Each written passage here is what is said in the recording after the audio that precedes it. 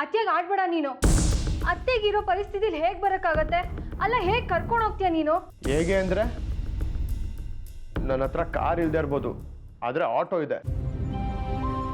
ಆದಿ, ನೀನು ಆಟೋಲ್ ಕರ್ಕೊಂಡು ಹೋದ್ರೆ ಅತ್ತೆ ಹೊಟ್ಟೆಗೆ ಹಾಕಿರೋ ಸ್ವಿಚ್ಚು ಬಿಟ್ಕೊಂಬಂದ್ಬಿಡತ್ತೆ. ಸ್ವಲ್ಪ ಅರ್ಥ ಮಾಡ್ಕೋ ಆದಿ. ಆಮೇಲೆ ಏನಾದ್ರು ತೊಂದರೆ ಆದರೆ ನೀವಿಬ್ರು ಯಾಕೆ ಜಗಳ ಆಡ್ತಾ ಇದ್ದೀರಾ? ನೋಡಿ, ನೀವಿಬ್ರು ಹೊಸದಾಗಿ ಮದುವೆ ಆಗಿದ್ದೀರಾ. ಇಲ್ಲಿದ್ರೆ ನಿಮಗೆ ಖುಷಿ ಖುಷಿಯಾಗಿರೋದಕ್ಕಾಗಲ್ಲ, ಫ್ರೀ ಇರಲ್ಲ. ನೀವಿಬ್ರು ಮನೆಗೆ ಹೊರಡಬಾರ್ದ? ಅಯ್ಯೋ, ನಿಮ್ಮನ್ನು ಬಿಟ್ಟು ಹೋಗೋದ ಬೇಡ ಆದಿ, ನಾವು ಇಲ್ಲೇ ಇರೋಣ. ಹಾಗಂತ ಇಲ್ಲಿರೋದಕ್ಕೆ ನನಗಿಷ್ಟ ಇಲ್ಲ. ಅಕಸ್ಮಾತ್ ಇದೇ ಅವಕಾಶನ ಬಳಸ್ಕೊಂಡು ಅತ್ತೆನ ಇಲ್ಲೇ ಉಳಿಸ್ಕೊಂಡ್ಬಿಟ್ರೆ? ಹೌದಮ್ಮ, ನಾವು ಹೊಸ್ದಾಗಿ ಮದುವೆ ಆಗಿರೋದು, ಹನಿಮೂನು ಎಲ್ಲ ನಾನು ನಿನ್ನ ಮನೆ ಕರ್ಕೊಂಡು ಹೋದ್ಮೇಲೆ. ಅಲ್ಲಿವರೆಗೂ ನಿನ್ ಬಿಟ್ಟು ನಾನೆಲ್ಲೂ ಹೋಗಲ್ಲ. ಅದೇ ಅದು ಹಾಗಲ್ಲ ಕಣೋ. ಹಾಗೂ ಅಲ್ಲ ಈಗೂ ಅಲ್ಲಮ್ಮ, ನೀರು ಎಷ್ಟು ತಗೋ.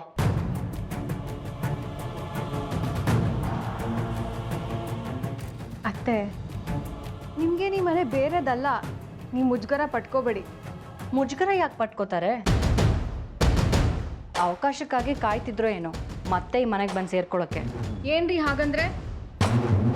ನಾನು ನಿನ್ನ ಹತ್ರ ಮಾತಾಡ್ತಿಲ್ಲ, ನಿಮ್ಮ ಅತ್ತೆ ಹತ್ರ ಮಾತಾಡ್ತಿರೋದು. ನಮ್ಮ ಅತ್ತೆ ನಮ್ಮವರು, ಅವಕಾಶಕ್ಕೋಸ್ಕರ ಕಾಯೋ ಅಗತ್ಯ ಇಲ್ಲ. ನಮಗೂ ಹಕ್ಕಿದೆ. ನಾನು ನಮ್ಮತ್ತೆ ಈ ಮನೆ ಸೊಸೆಂದಿರು. ಡಿವೋರ್ಸ್ಗೆ ಅಪ್ಲೈ ಆಗಿದೆ, ನೆನಪಿದೆ ತಾನೆ?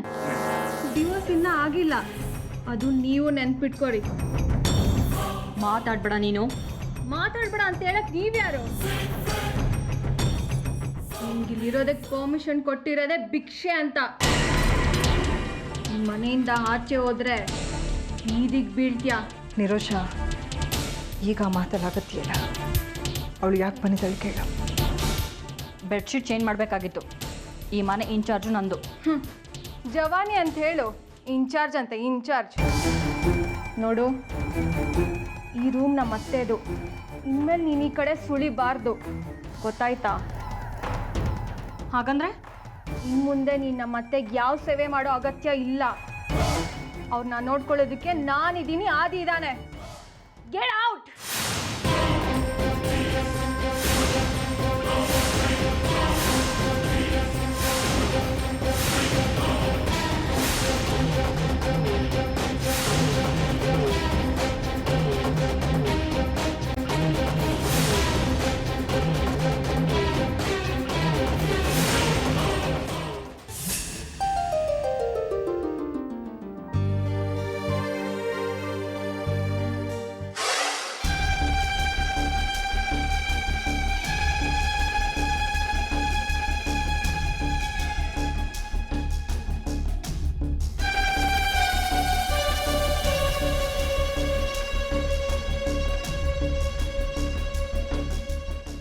ಏನಾಯ್ತು ಅರ್ಪಿತಾ?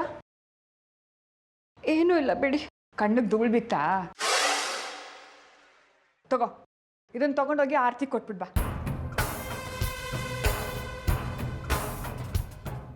ಅಮ್ಮ ಪ್ಲೀಸ್, ನೀವೇನು ಬೇಕಾದರೂ ಹೇಳಿ, ಪ್ರಾಣ ಬೇಕಾದರೂ ಕೊಡ್ತೀನಿ. ಆದರೆ ಆರತಿ ಸೇವೆ ಮಾಡು ಅಂತ ಮಾತ್ರ ಹೇಳಬೇಡಿ. ಯಾಕೆ? ಏನಾಯ್ತು? ಅವ್ರ ರೂಮಿಗೆ ಹೋದೆ. ರೂಮಲ್ಲಿರೋ ಬೆಡ್ಶೀಟ್ಸ್ ಎಲ್ಲ ಚೇಂಜ್ ಮಾಡಿ ಏರ್ ಫ್ರೆಶ್ನರ್ ಹೊಡೆದು ಬರೋಣ ಅಂತ. ಆದರೆ ಅತ್ತೆ ಸೊಸೆ ಇಬ್ಬರು ಹೇಗೆ ಎಗ್ರಾಡಿದ್ರು ಗೊತ್ತಾ? ಯಾರು? ಆರ್ತಿ ನಿರುಷಾನ? ಯಾಕಂತೆ? ಬೇಡ ಬಿಡಿಮ್ಮ, ಆ ವಿಚಾರ ಹೇಳಿದ್ರೆ ಚಾಡಿ ಹೇಳ್ದಂಗಾಗತ್ತೆ. ಎಷ್ಟೇ ಆದರೂ ನಾನು ಹೊರಗಿನವಳು. ನೀವು ಇವತ್ತಲ್ಲ ನಾಳೆ ಒಂದಾಗ್ತೀರ. ನಾನು ಯಾವತ್ತಾದ್ರೂ ನಿನ್ನನ್ನು ಬೇರೆಯವಳು ಅಂತ ನೋಡಿದ್ದೀನೇನೆ? ಕಟ್ಬಿಡ್ತೀನಿ ನೋಡು. ಅದೇನಾಯ್ತು ಅಂತ ಹೇಳು, ಇಲ್ಲಾಂದ್ರೆ ನಾನೇ ಹೋಗಿ ಆರ್ತಿನ ಕೇಳ್ತೀನಿ. ಅಯ್ಯೋ ಬೇಡ ಬೇಡ, ನಾನೇ ಹೇಳ್ತೀನಿ. ಹೇಳು. ಮೊದಲೇ ಆರತಿ ಅವ್ರಿಗೆ ನಾನು ನೆರಳು ಕಂಡ್ರೂ ಆಗಲ್ಲ. ನಾನು ಅವ್ರ ರೂಮ್ಗೆ ಬೆಡ್ಸ್ಬಿಡೆಲ್ಲ ಚೇಂಜ್ ಮಾಡೋಕ್ಕೆ ಅಂತ ಹೋಗಿದ್ನಾ. ಅದಕ್ಕೆ ಆರತಿ ಅವರು ಇನ್ಯಾವತ್ತೂ ಈ ರೂಮ್ ಕಡೆ ನೀವು ಬರಬೇಡ, ನೀನು ಈ ಮನೆಗೆ ಸೇರಿದವಳಲ್ಲ, ನಿನ್ನ ಜಾಗ ಈ ಮನೇಲಿ ಚಪ್ಪಲಿ ಬಿಡೋ ಜಾಗ ಅಂತ ಹೇಳಿದ್ರು. ಅಷ್ಟು ಮಾತ್ರ ಅಲ್ಲಮ್ಮ, ಇನ್ಯಾವತ್ತೂ ನನ್ನ ರೂಮ್ ಕಡೆ ಸುಳಿಬೇಡ ಅಂದರು. ಅವ್ರ ಹತ್ರ ಬಾಯಿಗೆ ಬಂದಂಗೆ ಬೈಸ್ಕೊಂಬಂದೆ. ಅಮ್ಮ ಪ್ಲೀಸ್ ಪ್ಲೀಸ್ ಅಮ್ಮ, ನನಗೆ ನಿಮ್ಮ ಮನೆಯಿಂದ ಆಚೆ ಕಳಿಸ್ಬೇಡಿ. ನನಗೆ ನಿಮ್ಮನ್ನು ಬಿಟ್ಟರೆ ಬೇರೆ ಯಾರಿದ್ದಾರೆ? ಅವ್ರು ಹೇಳ್ದಂಗೆ ಈ ಮನೇಲಿ ಚಪ್ಪಲಿ ಬಿಡೋ ಜಾಗದಲ್ಲೇ ಬೇಕಾದ್ರೂ ನಾನು ಇರ್ತೀನಿ.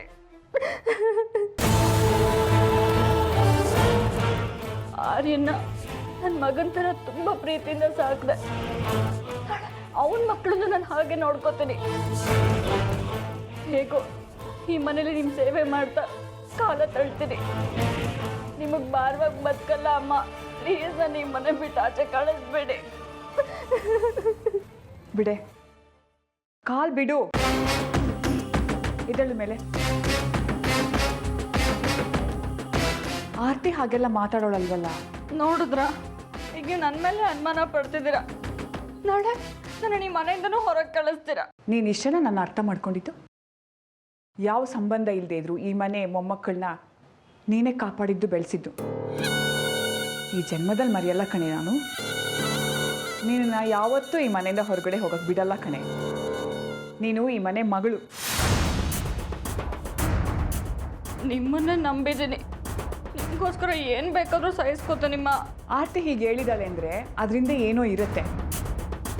ಹುಷಾರಿಲ್ಲದೆ ಇರೋಳು ಮನಸ್ಥಿತಿ ಒಂದೇ ಥರ ಇರಲ್ಲ ಕಣೆ. ತಪ್ಪು ತಿಳ್ಕೊಬೇಡ್ವೆ. 4 ದಿನ ಎಲ್ಲ ಸರಿ ಹೋಗುತ್ತೆ. ಅವಳ ಪರವಾಗಿ ನಾನು ಕ್ಷಮೆ ಕೇಳ್ತೀನಿ ಕಣೆ. ಅಮ್ಮ ಪ್ಲೀಸ್, ಕ್ಷಮೆ ಗಿಮೆಗೆಲ್ಲ ಲಾಯಕ್ಕಲ್ಲ ನಾನು. ನೀವು ಹಾಗೆಲ್ಲ ಕೇಳಿಬಿಡಿ. ನೋಡಿ, ಇನ್ಮೇಲೆ ಇದಕ್ಕಿಂತ ಹೆಚ್ಚಿಗೆ ಏನಾದರೂ ಆದ್ರೂ ನಾನು ತುಟಿಕ್ ಪಿಟಿಕ್ ಅನ್ನಲ್ಲ. ನಿಮ್ಮ ತನಕ ನಾನು ವಿಷಯನೇ ತರಲ್ಲ, ನೋಡ್ತೀರಿ. ಅದ್ರ ಬಗ್ಗೆ ನೀನು ಹೆಚ್ಚು ತಲೆ ಕೆಡಿಸ್ಕೊಬೇಡ್ವೆ. ಎಲ್ಲ ಸರಿ ಹೋಗುತ್ತೆ, ಸರಿನಾ?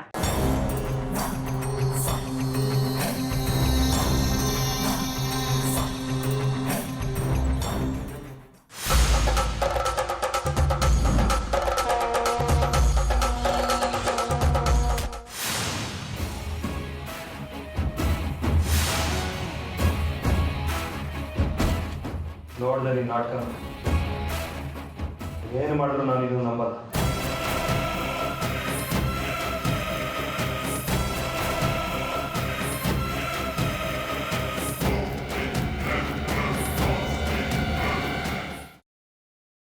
ಸ್ವಾತಿ, ಸ್ವಾತಿ, ಸ್ವಾತಿ. ಬಂದೆ ಬಂದೆ ಬಂದೆ ಬಂದೆ ಬಂದೆ ಬಂದೆ ಕಾಫಿಗೆ ತಾನೇ ಗೊತ್ತು. 1 ನಿಮಿಷ ಲೇಟ್ ಆಗ್ಬಿಟ್ರೆ ಭೂಮಿ ಆಕಾಶ ಒಂದಾದಾಗ ಆಗ್ಬಿಡ್ತಾರೆ. ಅದಲ್ಲ ವಿಷಯ.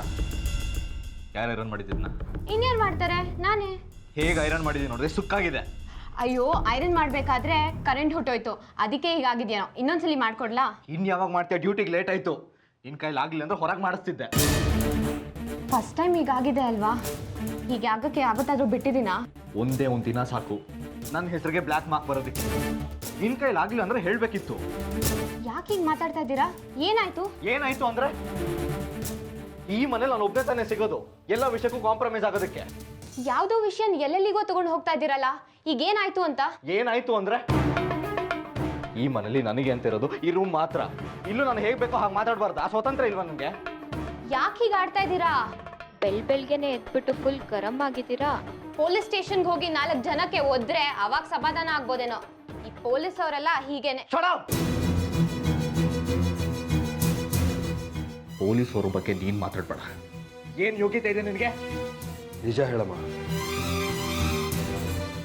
ಆರತಿ ಅವ್ರನ್ನ ಇಲ್ಲಿ ಯಾಕೆ ಕರ್ಸ್ಕೊಂಡೆ ನೀನು? ಇದರಲ್ಲಿ ಮುಚ್ಚುಮರೆ ಏನಿದೆ ಸೂರ್ಯ? ನೀನು ಹೇಳಿದ್ದು ನನ್ನ ಕಂಡಿತ್ತು. ಆರತಿ ಇವತ್ತು ನಿನ್ನ ಜೀವ ಉಳಿಸಿದಾಳೆ. ನಾನು ನಿನ್ನ ಹೆತ್ತು ತಾಯಿ. ಅವಳು ನಿನಗೆ ಮರುಜನ್ಮ ಕೊಟ್ಟು ಆರತಿ ನಿನಗೆ ಬದುಕು ಕೊಟ್ಟವಳು. ಹೆಂಡತಿ ಮಾತ್ರ ಅಲ್ಲ, ತಾಯಿನೂ ಆಗಿದ್ದಾಳೆ. ಅದನ್ನು ನಾನು ಒಪ್ತೀನಿ. ಅದ್ರ ಬಗ್ಗೆ ನನಗೆ ಅಭಿಮಾನ ಇದೆ. ಆದರೆ ಆರತಿ ಅವ್ರನ್ನ ಇಲ್ಲಿ ಕರ್ಸ್ಕೊಂಡಿರೋದ್ರ ಹಿಂದೆ ನಿನ್ನ ಉದ್ದೇಶ ಏನಿದೆ? ಇಷ್ಟೇ ಕಣ. ಅವಳ ಋಣ ಅಂತೂ ತೀರ್ಸೋಕ್ಕಾಗಲ್ಲ ಅವಳ ತಾಯಿಯಾಗಿ. ಕನಿಷ್ಠ ಅವಳು ಹುಷಾರಾಗೋವರೆಗೂ ಆದರೂ ಅವಳ ಜವಾಬ್ದಾರಿ ನಾವು ತಗೊಳ್ಳೋಣ. ಅಷ್ಟೇ ತಾನೇ? ಇಷ್ಟೇ ಆದರೆ ಖಂಡಿತ ನನ್ನ ಅಭ್ಯಂತರ ಏನೂ ಇಲ್ಲ. ನಿನ್ನ ಅಭ್ಯಂತರ ಇರೋದು ಕೋರ್ಟಲ್ಲಿ ಡಿವೋರ್ಸ್ಗೆ ಅಪ್ಲೈ ಮಾಡಿದ್ದೀವಿ, ಏನಾಗುತ್ತೋ ಆಗಲಿ ಅನ್ನೋ ಹಠ, ಅಹಂ. ಒಂದು ವೇಳೆ ಅದು ತಪ್ಪು, ಅಗತ್ಯ ಇಲ್ಲ ಅಂತ ಏನಾದರೂ ಗೊತ್ತಾದರೂ ನಿನ್ನ ಅಹಂ ಅದನ್ನು ಒಪ್ಕೊಳ್ಳೋಕೆ ಬಿಡಲ್ಲ ಅಲ್ವಾ? ಅದು ನನಗೆ ಗೊತ್ತಿಲ್ಲಮ್ಮ. ಆದರೆ ಈಗ ಹೇಗಿದೆಯೋ ಹಾಗೆ ಚೆನ್ನಾಗಿದೆ, ಮುಂದೆನೂ ಹಾಗೆ ಇರಲಿ ಅಂತ. ನಾವು ಅಂದ್ಕೊಂಡಾಗೆಲ್ಲ ಆಗುತ್ತಾ ಸೂರ್ಯ? ನೀನು ಆರ್ತಿ ಬೇರೆ ಆಗಲೇಬೇಕು ಅಂತ ತೀರ್ಮಾನ ಮಾಡಿದ್ದು ನೀನು. ಹೀಗೇನಾಯ್ತು? ಆದಿ ಮದುವೆ ದಿನ ಆರ್ಯನ ಮದುವೆ ಬೇರೆ ಕಡೆ ಮಾಡಬೇಕು ಅಂತ ಎಷ್ಟೆಲ್ಲ ಅರೇಂಜ್ ಮಾಡಿದೆ, ಏನಾಯ್ತು? ಅವೆಲ್ಲ ಕೋಇನ್ಸಿಡೆನ್ಸ್ ಬಿಡಮ್ಮ. ಹೌದು, ಆದಿ ಮದುವೆ ಆರ್ಯನ ಮದುವೆ ಎರಡೂ ಒಂದೇ ಕಡೆ ಆಗಿದ್ದು, ನೀನು ಆರ್ತಿ ಇಬ್ರು ಒಂದೇ ಕಾರಲ್ಲಿ ಕೋರ್ಟ್ ಹೋಗಿದ್ದು, ನೀವು ಹೋಗಬೇಕಾದ್ರೆ ದಾರಿ ಮಧ್ಯೆ 4 ಜನ ಬಂದು ಹಲ್ಲೆ ಮಾಡಿದ್ದು, ಆರ್ತಿ ತನ್ನ ಪ್ರಾಣನೂ ಲೆಕ್ಕಿಸದೆ ನಿನ್ನನ್ನು ಕಾಪಾಡಿದ್ದು, ಈಗ ನಮ್ಮ ಮನೆಗೆ ಬಂದಿರೋದು, ಇದೆಲ್ಲನೂ ಒಂದು ಕೋಇನ್ಸಿಡೆನ್ಸಾ? ಹಿಂದೆಲ್ಲ ನಾನು ಆರ್ತಿ ವಿರುದ್ಧ ಮಾತಾಡಿದ್ದೆ, ಈ ಮನೇಲಿ ಇರೋದು ಬೇಡ ಅಂದಿದ್ದೆ. ಆದರೆ ಈಗ ಗೊತ್ತಾಯ್ತು, ನಿನ್ನಿಂದ ಆರ್ತಿನ ದೂರ ಮಾಡಿದ್ರೆ ನಿನ್ನ ಬದುಕು ಅರ್ಥಹೀನ, ಅಪೂರ್ಣ ಅಂತ. ಇದನ್ನು ನೀನೇ ಅರ್ಥ ಮಾಡ್ಕೋಬೇಕು ಸೂರ್ಯ. ನಿನ್ನ ಅಹಂನ ಗೋಡೆ ಕಳ್ಚು, ಅದರಿಂದ ನಿನಗೆ ಒಳ್ಳೆಯದೇ ಆಗುತ್ತೆ, ದೊಡ್ಡ ಗೆಲುವು ಕಾಣ್ತೀಯ ಕಣೋ. ನಿನ್ನ ಹೆಂಡತಿ, ನಿನ್ನ ಕುಟುಂಬ ನಿಂದಾಗುತ್ತೆ. ಇದಕ್ಕಿಂತ ಮುಖ್ಯವಾದದ್ದು ದೊಡ್ಡದು ಬೇರೆ ಯಾವುದೂ ಇಲ್ಲ. ಯಾಕೆಂದರೆ ನಿನ್ನ ಮಗ ನಿನ್ನ ಮುಂದೆ ಸಂಸಾರಸ್ಥ ಆಗಿದ್ದಾನೆ. ನಾಳೆ ದಿನ ಏನಾದರೂ ಅವನ ಸಂಸಾರದಲ್ಲಿ ಏರುಪೇರಾದರೆ ನೀನು ಅವನಿಗೆ ಬುದ್ಧಿ ಹೇಳಬೇಕು. ನಿನ್ನ ಸಂಸಾರನೇ ನಿನ್ನ ಹಿಡಿತದಲ್ಲಿ ಇಲ್ಲದೆ ಇರೋವಾಗ ಬೇರೆಯವ್ರ ಸಂಸಾರಕ್ಕೆ ಉಪದೇಶ ಕೊಡೋಕ್ಕಾಗಲ್ಲ ಕಣೋ.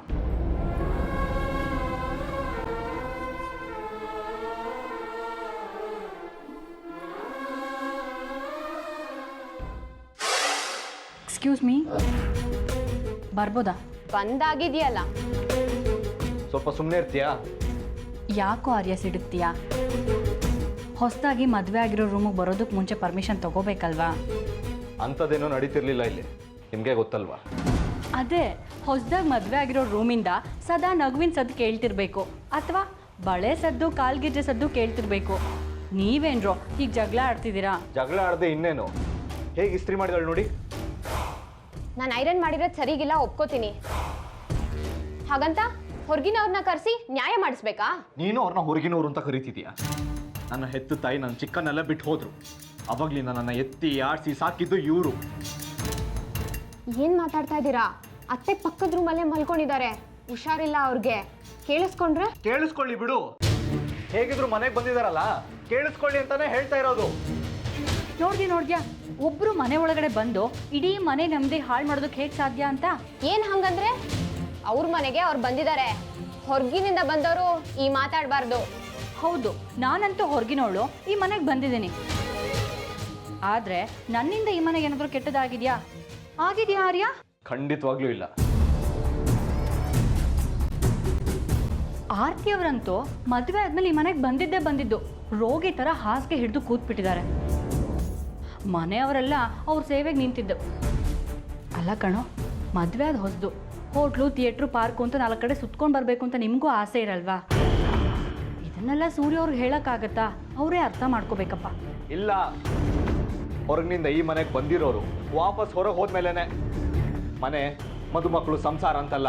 ಆರ್ಯ ಏನ್ ಹೇಳ್ತಾ ಇದ್ದೀರಾ? ಹೌದು, ಆದಿತ್ಯ ಇಲ್ಲಿಂದ ಹೊರಗೆ ಹೋದ್ಮೇಲೆನೆ ನಮ್ಮ ಫಸ್ಟ್ ನೈಟು ಹನಿಮೂನ್ ಅಲ್ಲ.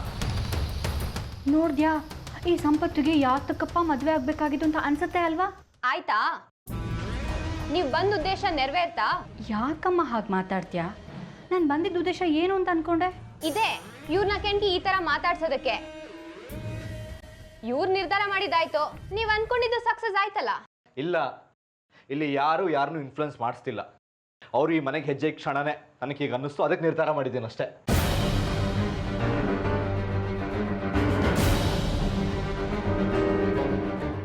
ಪಾಪ, ಮದುವೆ ಆದಮೇಲೆ ನಾನು ಹಾಗಿರ್ತೀನಿ ಹೀಗಿರ್ತೀನಿ ಅಂತ ಹುಡುಗಿ ಏನೇನು ಆಸೆ ಇಟ್ಕೊಂಡಿತ್ತೋ ಏನು.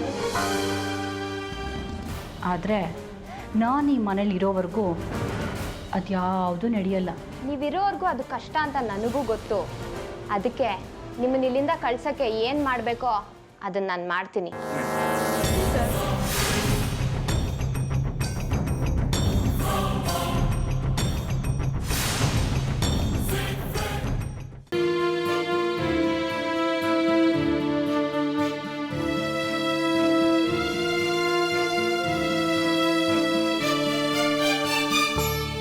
ವೆರಿ ಗುಡ್, ತುಂಬ ಚೆನ್ನಾಗಿ ಇಂಪ್ರೂವ್ ಆಗಿದೆ.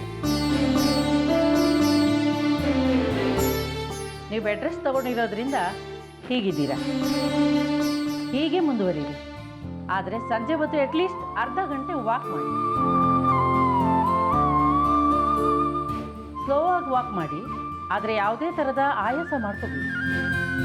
ಇಲ್ಲೇ ಮನೆ ಮುಂದೆ ವಾಕ್ ಮಾಡಿ, ಅಥವಾ ಹತ್ರದಲ್ಲಾದರೂ ಪಾರ್ಕ್ ಇದ್ದರೆ ಅಲ್ಲಿ ಹೋಗಿ ವಾಕ್ ಮಾಡಿ. ಒಳ್ಳೆ ಗಾಳಿ ಸಿಗುತ್ತೆ, ಮನಸ್ಸಿಗೂ ಕೂಡ ತುಂಬ ಆಗ್ರಹ ಆಗುತ್ತೆ. ಆದಷ್ಟು ಬೇಗ ಚೇತರಿಸ್ಕೋತೀರಾ.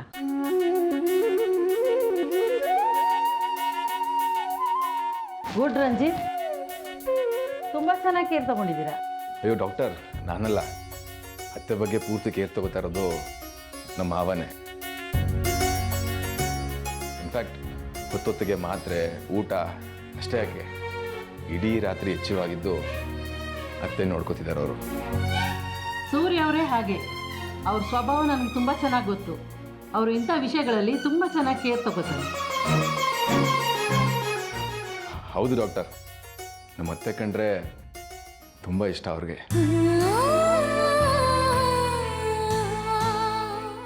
ಓಕೆ, ಇದೇ ಮೆಡಿಸಿನ್ ಮುಂದುವರಿಸಿ. ನಾನು ನೆಕ್ಸ್ಟ್ ವೀಕ್ ಬರ್ತೀನಿ. ನೀವು ವಾಕ್ ಮಾಡೋದ್ರಿಂದ ನಿಮ್ಗೆ ತುಂಬ ಅನುಕೂಲ ಆಗುತ್ತೆ. ನೀವು ಒಬ್ಬರೇ ಹೋಗೋಕ್ಕೆ ಕಷ್ಟ ಆದರೆ ನಾನೊಬ್ಬ ನರ್ಸ್ನ ಅಪಾಯಿಂಟ್ ಮಾಡ್ತೀನಿ. ನಿಮ್ಗೆ ವಾಕ್ ಮಾಡೋಕ್ಕೆ ಹೆಲ್ಪ್ ಆಗುತ್ತೆ, ನಿಮ್ಮ ಜೊತೆಗೇ ಇರ್ತಾರೆ. ಓಕೆನಾ? ನಾನು ನೆಕ್ಸ್ಟ್ ವೀಕ್ ಬರ್ತೀನಿ ಸೂರ್ಯ ಅವರೇ. ಸರಿ.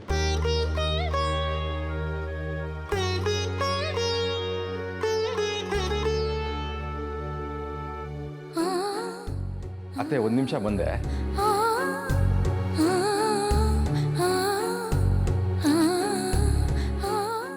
ಹೇಳಿ ಮಿಸ್ಟರ್ ರಂಜಿತ್, ಅವ್ರು ಸಮಾಧಾನಕ್ಕೆ ಹುಷಾರಾಗಿದ್ದಾರೆ ಅಂತ ಹೇಳಲಿಲ್ಲ. ಅವ್ರು ನಿಜವಾಗೂ ಹುಷಾರಾಗಿದ್ದಾರೆ. ಹಾಂ, ಗೊತ್ತಾಯ್ತು doctor, thank you so much. ಅದೇನೋ ವಾಕಿಂಗ್ ವಿಚಾರ ಹೇಳಿದ್ರಿ ನೀವು. ಹೌದೌದು, ತುಂಬ ಇಂಪಾರ್ಟೆಂಟ್. ಸರಿಯಾಗಿ ಎಕ್ಸಸೈಸ್ ಮಾಡಲಿಲ್ಲ ಅಂದರೆ ನರಗಳೆಲ್ಲ ತುಂಬ ವೀಕ್ ಆಗುತ್ತೆ. ಅದರಿಂದ ಮುಂದೆ ತುಂಬ ತೊಂದರೆ ಆಗುತ್ತೆ. Good, very good. I mean, walking ಮಾಡೋದು ಒಳ್ಳೆ ಐಡಿಯಾ. ಆದರೆ ಅವ್ರ ಜೊತೆಗೆ ಡೋಂಟ್ ವರಿ, ನೀವೆಲ್ಲ ತುಂಬ ಬ್ಯುಸಿಯಾಗಿರ್ತೀರಾ. ಅದಕ್ಕೋಸ್ಕರ ನಾನೊಬ್ಬ ನರ್ಸ್ನ ಕಳಿಸ್ಕೊಡ್ತೀನಿ. ಅದರಿಂದ ನಮಗೆ ತುಂಬ ಸಹಾಯ ಆಗುತ್ತೆ. ಇಲ್ಲ ಡಾಕ್ಟರ್, ಇಲ್ಲ, ನೀವು ನರ್ಸ್ ಕಳಿಸಿದ್ರೆ ನಮಗೆ ತೊಂದರೆ ಆಗುತ್ತೆ. ಅಂದರೆ ನಾವೇ ಅತ್ತೆನ ವಾಕಿಂಗ್ ಮಾಡಿಸ್ತೀವಿ. ನಾವೇ ಅಂದರೆ ಮಾವ. ಇಂಪಾಸಿಬಲ್. ಸೂರ್ಯ ಅವರು ಎಷ್ಟು ಬ್ಯುಸಿ ಇರ್ತಾರೆ, ಅವ್ರಿಗೆ ಇದೆಲ್ಲ ಆಗಲ್ಲ. ಡಾಕ್ಟ್ರೇ, ಪ್ಲೀಸ್ ಅರ್ಥ ಮಾಡ್ಕೊಳ್ಳಿ. ಮಾವನ್ನ ಈ ಕೆಲಸಕ್ಕೆ ಹಚ್ಚಿದ್ರೆ ಅಟ್ಲೀಸ್ಟ್ ದಿವಸದಲ್ಲಿ 1 ಗಂಟೆ ಆದರೂ ಅತ್ತೆ ಮಾವ ಏಕಾಂತವಾಗಿರ್ತಾರೆ. ಎಷ್ಟು ಅಂತ ಅವಾಯ್ಡ್ ಮಾಡ್ತಾರೆ? ಮಾತಾಡಲೇಬೇಕಾಗತ್ತೆ. ದಿನೇ ದಿನೇ ಮಾತು ಜಾಸ್ತಿ ಆಗುತ್ತೆ, ಪ್ರೀತಿನೂ ಜಾಸ್ತಿ ಆಗುತ್ತೆ. ಎನಿವೇಸ್, ನಾನು ಹ್ಯಾಂಡಲ್ ಮಾಡ್ತೀನಿ ವಿಷಯನ. ಆದರೆ ನಿಮ್ಮಿಂದ ಒಂದು ಹೆಲ್ಪ್ ಆಗಬೇಕಷ್ಟೆ. ಆರ್ತಿ ಸೂರ್ಯ ಅವರು ಒಂದಾಗೋದಕ್ಕೆ ನಾನು ಏನು ಬೇಕಾದರೂ ಮಾಡ್ತೀನಿ. ನರ್ಸ್ ಕಳಿಸ್ಬೇಕು ಅಂದ್ಕೊಂಡಿದ್ದೀರಲ್ಲ, ಅವ್ರನ್ನ ಈ ಮನೆಗೆ ಕಳಿಸ್ಬೇಡಿ ಅಷ್ಟೇ. ಆಯಿತು Ranjit, good luck. Thank you.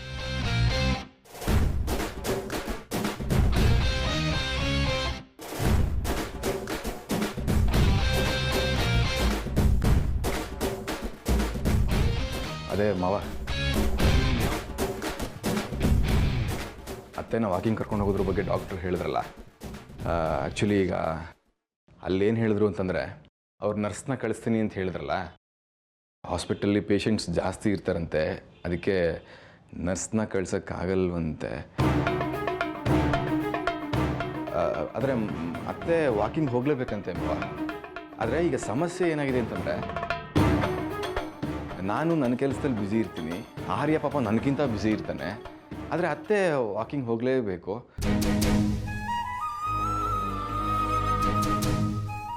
ಮನೇಲಿ ಅತ್ತೆನ ವಾಕಿಂಗ್ ಕರ್ಕೊಂಡು ಹೋಗೋದಕ್ಕೆ ಬೇರೆ ಯಾರೂ ಇಲ್ಲ. ಅರ್ಪಿತಾ ಇದ್ದಾರೆ ಮಾವ. ಬೇಡ.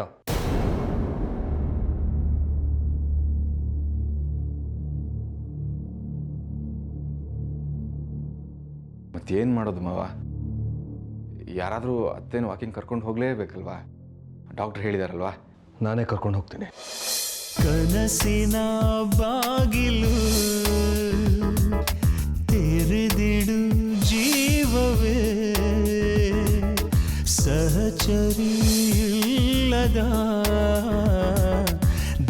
ಚರಿ ಭಾರವೇ ಕಣ್ಣಲ್ಲಿಯ ಕೋಲ್ಮಿಂಚಿಗೆ ಆಕಾಶದ ಜೊತೆ